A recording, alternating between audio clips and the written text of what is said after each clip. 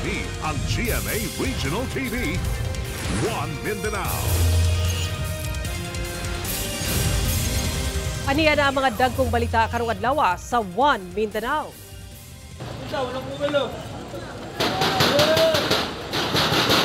36 ka stall sa Toril Public Market sa Davao City nasunog, tinubdan sa kalayo, padayong giimbestigahan. Pipila ka estudyante midiskarte og padidit sa handrail sa kapin 3,000 steps nga bungtod sa Dipolog City, Zamboanga del Norte. 54 anyos nga lalaki patay human giingong na-suffocate sulod sa tunnel nga gihimo niini sa Davao City.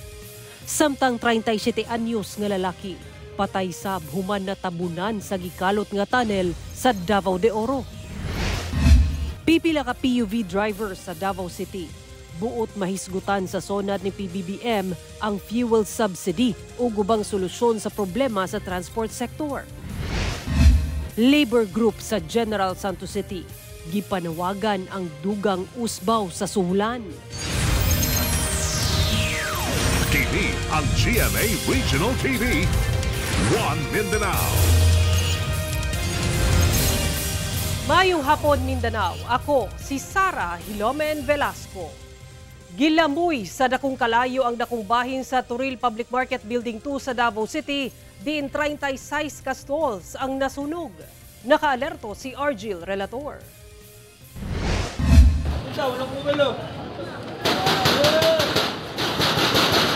Madungog ang mga buto-buto, gihang miulbo ang dakong sunog sa Toril Public Market Building 2 sa Davao City, Sabado sa kadlawon. Gilamoy sa kalayo ang mga stall ug baligya sa dry goods, meat section ug karinderya. Human ang lapas usa ka oras, gideklara na nga fire out sa BFP. Sumala sa una nakasaksi sa pag-ulbo sa kalayo, nagsugod ang sunog sa usa ka karinderya. Wala, aso naman diya si Kuya likod. Maglang wiring na diya siguro. Mas na nawa may nagluto ko diya. Narong rasa way magluto eh. Pero tayo gayon na wala po yung tao dito. Wala pod. Sirado may lang kuan, lang roll up. 32 ka stalls ang totally damaged, samtang 4 ka stalls ang partially damaged. Lakip sa totally damaged ang pwesto sa meat vendor nga si Patrick. Lakip sa nasunog ang iyang brand new freezer nga usa ka semana pa lang nagamit. Maayo na lang kay doon na pa'y mga karne sulod sa freezer nga wala na unsa. Abot na mo dali ug daw na. Nadami sang tanan ng kuan stocks. Ang gagabay lang na bilin mo ano lang na among Luyos sa hitabo, naningkamot ang mga vendor nga makabalik na dayon sa pagpaninda aron dunay kita. Sama ni ining si Perlalita nga nagpatukod na siya dayon og atop. Sanglit na hanaw na ang dakong bahin sa atop sa palengke. Maayo na lang kay wala na lakip kasunog ang iyang stocks. At least na lang siya makaber sa ulan ug init. So wala mi nagamit og tent kay maitindit siya mo ana magumahagba. So gitemporarihan na namo gibutangan na mag tire wire unya. Sumala sa Davao City Economic Enterprise nga hulaton nila ang assessment o rekomendasyon sa otoridad aron maplastar ang mga apektadong manindahay. Nag-conduct mi og mga assessment tinabangan po sa other nato ng mga ahensya sa gobyerno para makahatag po ta og maayo na giya sa ilaon sa nato pagpadayon sa ilang pagpaninda sa Toril Public. Parayon pa ginasuta sa BFP ang hinungdan sa pag-ulbos sa kalayo. Kauban si Metro Awing sa kamera. Ako si Argil Relator. One Mindanao. Atong sayron ang dugang pang mga balita sa Mindanao. Makabanato si Cyril Chavez live sa Cagayan de Oro City. Cyril. Salamat Sara. Pipila ka estudyante ang nakuhaan og video nga midiskarte og padidit sa handrail sa usa ka kapin 3,000 nga ang sa hagdanan sa usa ka bungtod sa Dipolog City, Zamboanga del Norte. Kung ano, atong sayron sa report ni Efren Mama. Makita kining viral video kining high school students nga nagpadidit sa handrail ni ining kapin 3,000 ang sa hagdanan sa usa ka bungtod sa Sitio Linabo, Barangay Lundungan sa Dipolog City, Zamboanga del Norte, banda alas 6 sa buntag niadtong July 23. Sumala pa, padulong sa tunghaan nga mao ang Zamboanga del Norte National High School nga anaas sa ubos sa maong bungtod ang mga estudyante aron daw dili malate. Busa gamit ang ilang gitawag nga mode of transportation nga mao ang netbag aron daw danlog nagpadidit sila paubos. Apan dili lang ang maong mga estudyante ang nagpadidit sa handrailing sa maong hagdanan, kay lakip sab sa mga nagpadidit ang mga residente sa maong lugar. Ug mga magtutudlo nga pauli na gikan sa Linabo Elementary School nga naasab sa taas sa maong bungtod. Lakip kanila ang mismong school head sa maong tulunghaan nga si Jimmy Gemina. Sumala niya, 5 ka minuto lang daw ang travel time kung magpadidit kaysa imong lakawon ang 3,003 steps nga moabot og 1 ka oras. Anad na kuno ni ani ang maong mga kabatan-unan. Yan lang po ang strategy para mas madali silang makapunta sa kanilang school. Kasi 3,003 steps yun. Yung mga bata, sanay na sanay po sila sa pagbalanse. Alam na po ng mga parents. Pati kami mga teachers, yun po ang sasakyan namin yung knit bag. So nakabalanse naman po kami. Ginasulayan pa sa GMA Regional TV1 Mindanao nga makuha ang pahayag sa mga pamunuan sa Zamboanga del Norte National High School. Apan ang maong sitwasyon, gikabalakan sa lokal nga kagamhanan sa Dipolog City gumikan sa posibleng disgrasya. Ang paglakaw kuno sa maong 3,003 steps nga hagdanan, maulang ang luwas nga pamaagi. That particular area is under the office of the City Tourism. But then our personnel from the City Tourism office have been trying to discourage people from doing that because of safety concerns. We cannot force them to stop, no? Badlungon lang namo. Sa karon ginalantaw pa sa LGU ang laing pamaagi nga transportation sa maong lugar. The provincial government has been trying to find a way na yung pwede madaanan ng sasakyan. Kauban si Gary Balantay, Efren Mamak, 1 Mindanao. Usa ka 54 anyos nga lalaki ang patay na dihang nakuha ang lawas niini sa sulod sa gihimo niining tunnel sa Barangay Saloy sa Davao City. Samtang usasab ka 37 anyos nga lalaki sa Mawab, Davao de Oro ang patay human na tabunan dihang nahugno ang ginakalot sab nga tunnel alang daw sa minahan. Ani report ni Argil Relator. Alas 3:40 Sabado sa hapon, dihang gilusad sa rescue teams sa Davao Central 911 o BFP Davao ang rescue operation alang sa usa ka 54 anyos nga lalaking gireport nga wala matud pa nakagawas sa gisudlang tunnel sa Bukirong Bahin sa Barangay Saloy sa Kalinan District, Davao City. Didto positibong nakita sa rescuers sulod sa bangag nga dunay tubig ang lalaki og nakuha kini human ang usa ka oras. Apan subok o malandungon nga wala na kini kinabuhi. Saysay sa asawa ni ini, dungan sila sa iyang bana nga miadto sa ilang uma niadtong Biyernes sa buntag. Gibutangan sa asawa og putos ang mga bunga sa kakao samtang misulod matud pa ang iyang bana sa tunnel.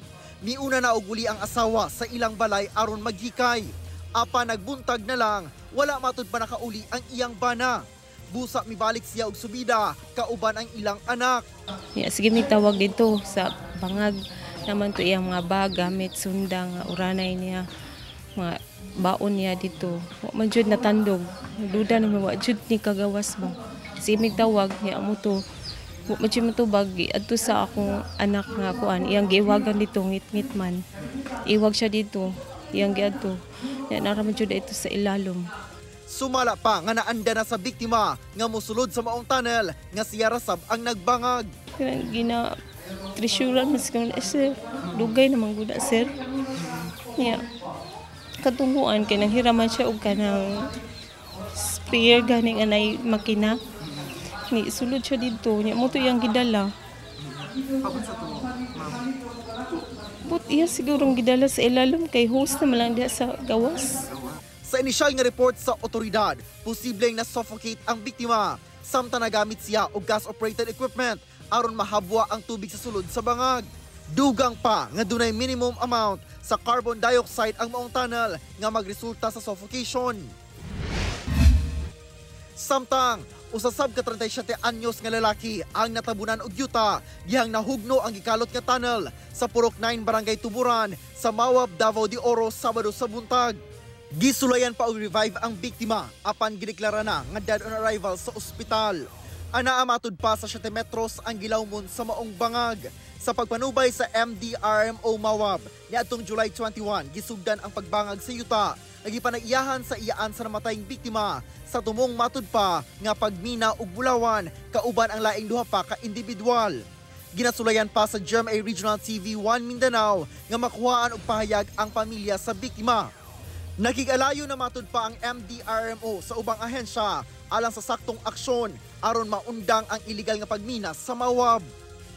Kauban si Melchor Awing sa kamera. Ako si Orgil Relator. 1 Mindanao.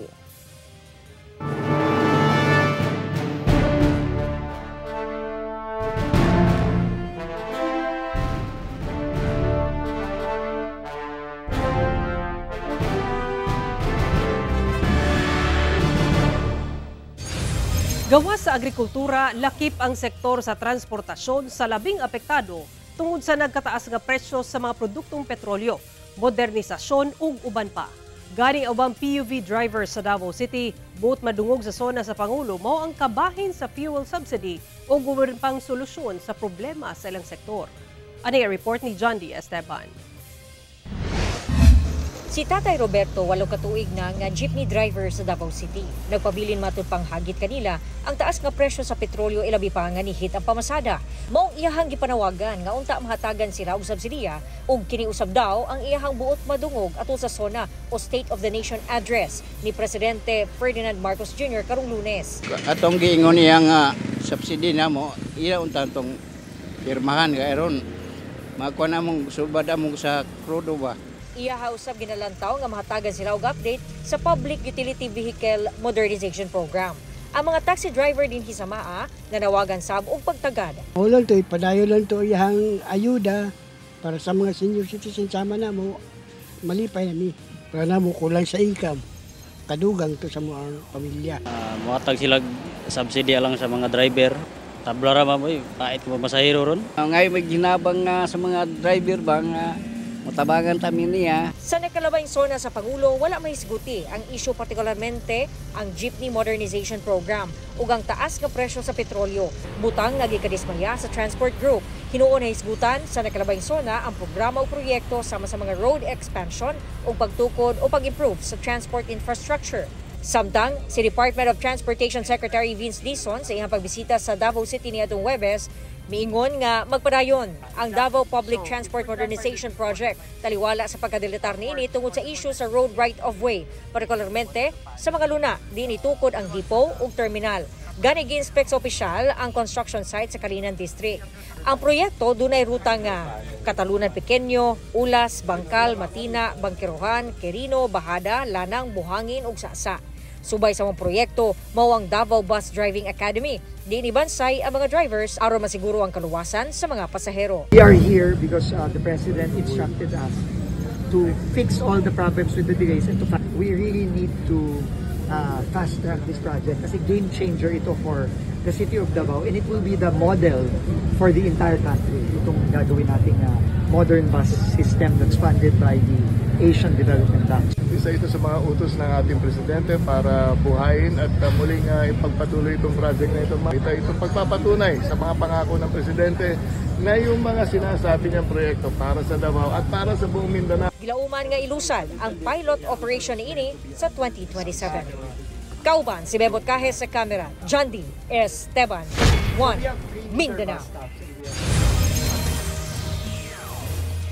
Sa wala pa ang State of the Nation Address ni President Ferdinand Marcos Jr. usa ka labor group na ang nagpahigayon og peace rally sa General Santos City kung asa nagpadayag kini sa ilang mulo sama sa di paigong minimum wage ngadto sa mga trabahante.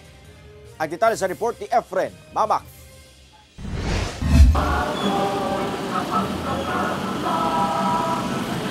Bit-bit ang mga placard.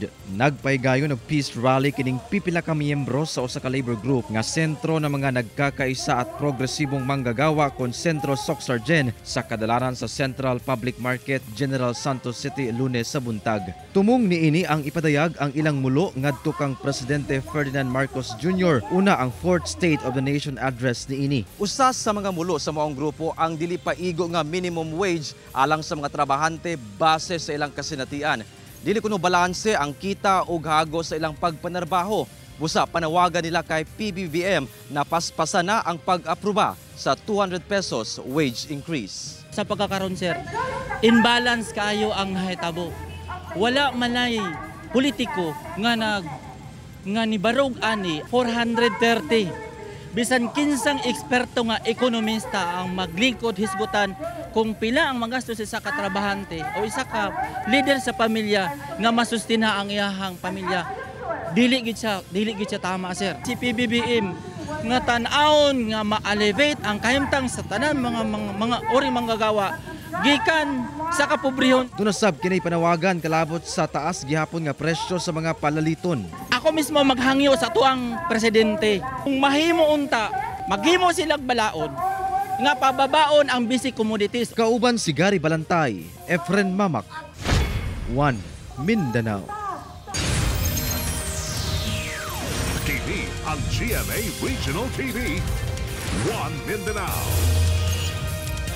Kumpleto ang mga kongresista sa matag distrito sa Davao City sa pagtambong sa pag-abli sa 20th Congress sa House of Representatives. Apan nag-walkout rasab human sa roll call ug atol sa botohan sa pagka-House Speaker. Ani report ni Argil Relator. Mitambong sa unang sesyon sa 20th Congress sa House of Representatives sila Davao City 1st District Congressman Paulo Duterte, 2nd District Congressman Omar Duterte ug 3rd District Congressman Isidro Ungab. Lakip sab si puwersa ng Pilipinong Pandagat kun PPP Party List Representative Harold Duterte. Nagrepresenta matud pa ang upat ka mga kongresista sa Davao Block sa House of Representatives. Usa ka adlaw una ang pagbukas sa 20th Congress, nag-group meeting ang mga kongresista sa Davao City aron matud pa mag-regroup, reflect ug mag-recommit sa ilang gibarugan. Ang buluhaton nagpadayon matud pa uban ang katuyuan ug direksyon alang sa mga taga Davao City. Samtang pinaagi sa majority vote sa mga kongresista, nagpabilin sa pwesto isip House Speaker sa 20th Congress si late Representative Martin Romualdez. Sa pahayag ang ipagula ni Congressman Pulong, wala siya mubutar alang sa Speaker ug wala siya miapil sa gitawag nga minorya kay nagdumili siya sa pag-apil sa usa ka political circus nga dugay nang nakalimot kung kinsa ang ayang alagaran ang katawhang Pilipino. Mi-walk out matud pa siya human sa roll call uban sa iyang mga kaubanang magbabalaod sa Davao tungod kay nagrepresentar siya sa katawhan sa Davao City o dili ang politikanhon nga gitawag niyang puppeteers o self-serving nga mga aktor nga nagparada isi public servant sa Kongreso. Dili matud pa niya ipahulam ang iyang ngalan o ang iyang boto sa bisan unsang bahin nga nagtartar sa leadership isip usa ka premyo o dili usa ka responsibilidad. Dugang niya nga dili siya usa ka Davaoenyo nga walay kausa. Duna matud pa siya yung mga prinsipyo o nahibalo siya kung asa siya nagbarog. Wala matud pa siya midagan sa Kongreso aron makigdula. Midagan siya aron irepresentar ang mga interes sa iyang mga ginsakpan. Uban ang dungog, conviction o kaisog sa pagpalayo sa kung unsa ang sayop. Ako si Argil Relator, 1 Mindanao. Kini ang GMA Regional TV, 1 Mindanao. Gipaygayon karong hapon ang ikaupat nga State of the Nation address ni Pangulong Bongbong Marcos din highlight ang mga programa o plano sa Administrasyong Marcos sa nahibiling 3 ka tuig. Gisugdan ni Pangulong Bongbong Marcos ang iyang ikaupat nga sona sa pag-congratulate niya sa mga nadaong opisyal niya atong May 2025 elections. Apan aminado si PBBM nga ang resulta sa eleksyon nagpakita nga dismayado gayud ang mga Pilipino sa gobyerno. Gibalita niya nga taas matud pa ang ekonomiya sa nasod ug miubos ang inflation. Sa nahibiling 3 na lang katuig siyang administrasyon, ibubo matud pa sa administrasyon ang tanang pamaagi alang sa mga panginhanglanon sa mga Pilipino. Magtinabangay matud pa ang mga ahensya sa gobyerno sa pagpangita og pamaagi aron dunay panginabuhian ang mga walay trabaho. Tutukan sab ang paghatag og oportunidad nga makanegosyo. Tubag niya kung asa na ang 20 pesos nga bugas na pamatud-an na matud pa kini sa pagpatuman ini sa pipila ka probinsya sa nasud. Nakatakda na sa matud pa nga ipatuman kini sa tibok nasud. Pinaagi sa Kadiwa stores, sanglit bubuan ug dakong pondo ang Department of Agriculture. Sa problema sa enerhiya, sa sunod nga 3 ka tuig, dunay 200 ka planta ang itukod aron daghang kabalayan ang dunay supply sa kuryente. Sa matang sa edukasyon, ginaayos matud pa ang sistema sa edukasyon isip nag-unang polisiya sa gobyerno. Ginabantayan sab ang mental health sa mga kabataan pinaagi sa pagdugang o mga school counselor. Ginapaspasan na sab ang pagbakuna sa mga bata. Ipadayon sab matud pa ang programang 4Ps. Pakusgan sab sa Pangulo ang mga programa sa sports ilabi na alang sa mga kabataan. Gila sab niini ang mga Pinoy athletes nga midaog sa nagkadiyang sports competition sa laing nasud. Gipadaghan sab matud pa ang pag-abli sa mga pampublikong ospital sa nasud. Gipanidot sab matud pa ang mga benepisyo sa PhilHealth sama sa dialysis, dengue ug uban pa. Samtang gitapos sa Pangulo ang iyang sona pinaagi sa pag-awag sa matag usa aron mahimong bagong Pilipino. Sobra 600 ka mga pulis ang gipakatag sa Police Regional Office 10 karong adlaw alang sa ikopat nga State of the Nation address ni President Bongbong Marcos Jr. Hinuon kapulisan sa Northern Mindanao walay na monitor nga mga rally o hulga sa riyon. Ani report. Sa Cagayan de Oro City, nagkatag na ang mga personay sa Cagayan de Oro City Police Office ngadto sa mga lugar kung asa sagad ginatapukan og tawo. Sama na lang sa Plaza Divisoria, naka-standby ang mga police personnel sa Kiosko Kagawasan nga naandang lugar kung asa ginahimo ang mga rally. Sa Bukidnon, nagkadayang surprise inspection og checkpoint sab ang gihimo sa kapulisan sa mga border areas. Isip kabahin sa ilang seguridad nga ginapatuman sa adlaw sa zona ni PBBM. Samtang hugot sab ang seguridad nga ginapatuman sa mga pampublikong lugar sa probinsya sa Lanao del Norte sama sa lungsod sa Bacolod kung asa gipakatag sab ang mga police personnel nga gabantay sa lugar. Sa pagkakaroon ang inyong PNP anaa sa full alert status.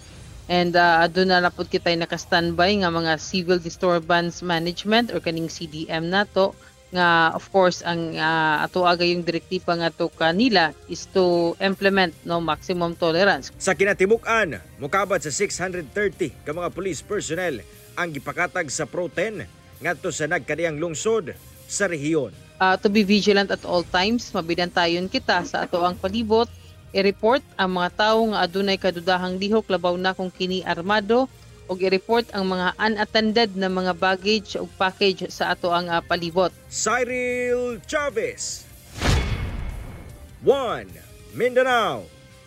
Gipaubos sa annual mental ability exam ang pipila ka PNP personnel sa General Santos City Police isip pagpahugot sa ilang kahanas sa pagpanerbisyo.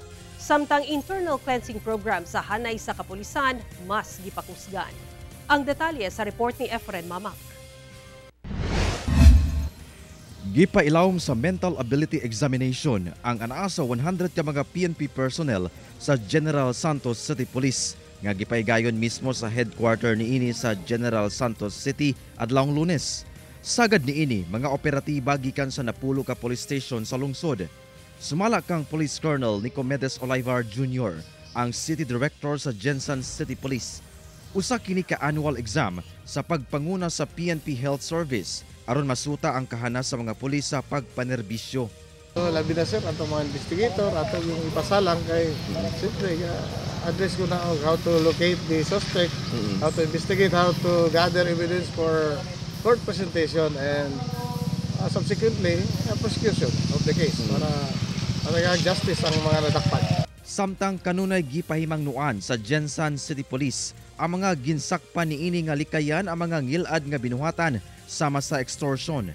Kahinumduman nga dunay 5 ka PNP personnel ang girelieve sa Jensan City Police ning baguay lang gumikan sa reklamong pagpangikil og 50 pesos sa usa ka motorista kinsa may reklamo sa 911. Ongoing na sir ang investigation dito sa atong admin case from the regional headquarters. Naka-comply naman siyempre naman tayo complete denial of the 5 allegedly reported nga nag-extort of 50 pesos. Gibutiyag sab ni PNP Chief Police General Nicolas Torre III atol sa pagbisita niini sa PRO 12 nga mas pahugtan niini ang internal cleansing program batok sa mga pasaway nga pulis. We are not stopping in our internal cleansing program.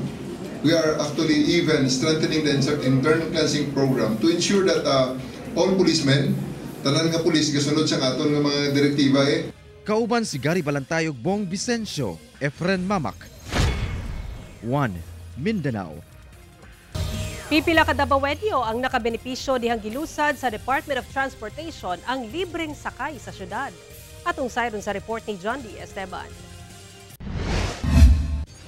Usa si Nanay Robilin sa nagkapahimulo sa libreng sakay sa Department of Transportation sa Davao City Huwebes sa buntag, sa Panakan misakay si nanay padulong downtown. Sumala niya, lisod makasakay, ilabi na kung peak hours. Dako usab daw ang matabang niini nga makadaginot sa pamasahe. Labi na ganing fix ano gyud siya traffic siya. Hirap gyud magsakay. Labi na ako ito upat ka estudyante sa downtown na sila from Panakan to downtown.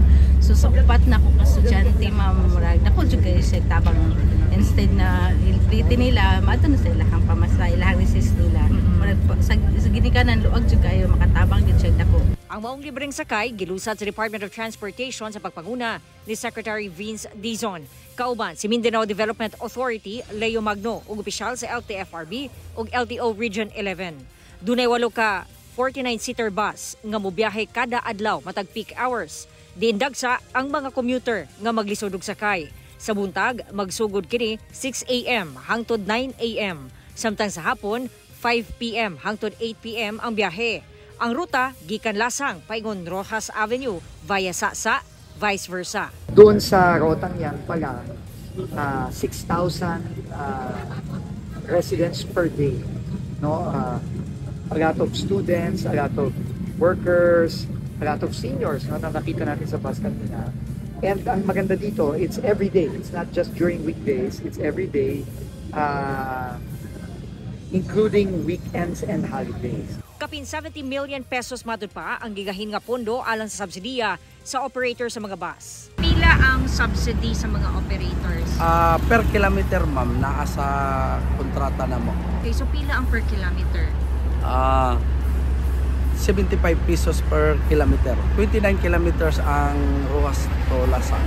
Overhead expenses sa operasyon na mo alatan. Ginatun-an na sabdaw nila ang pagdugang og ruta aron mas daghang pasahero pa ang maakomodar. Tuloy-tuloy ito. Sabi ng Pangulo is as far as he's concerned, habang siyang presidente, this will not stop. Tuloy-tuloy ito. We will just keep on adding more routes. No? Para mas matulungan natin yung mga passengers. Napakating bagay para sa ating mga commuters. So again, thank you to the national government. Sana tuloy-tuloy pa at hindi magsawang bumalik dito sa Davao at sa buong Mindanao.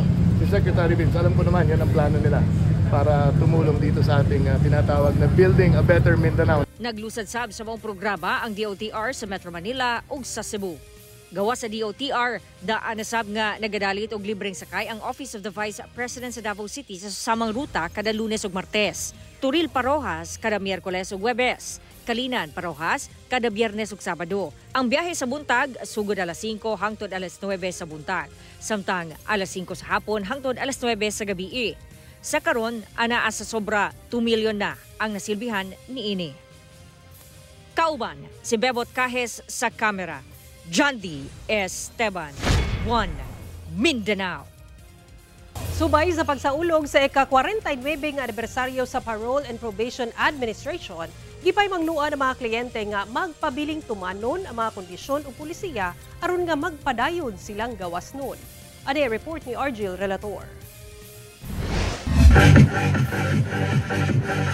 Aktibong misalmot ang mga personahe, stakeholders o partners ug ang mismong mga kliyente sa Parole and Probation Administration o PPA sa Davao City sa gipahigayon nga Zumba, isip lakip sa mga aktibidad sa pagsaulog sa ika-49 nga anibersaryo sa maong ahensya ubo sa Department of Justice. Ang tumulong ng Zumba nag-participated by the almost 3,000 probationers and community partners. Mao gayud ang pag-promote nato sa wellness among our clients, probationers, provost and pardonees, and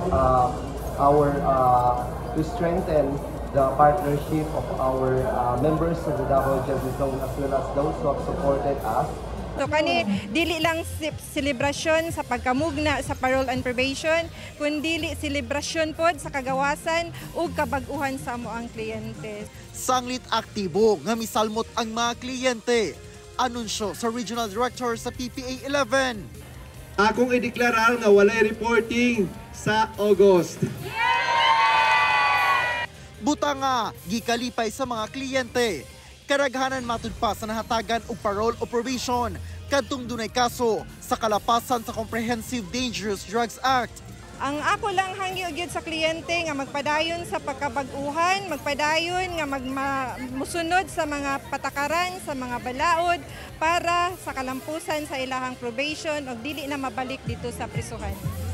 Ang PPA mao gitahasan nga mag-monitor sa mga individual nga gawas nun gikan sa prisuhan, human gihatagan og parole o probation.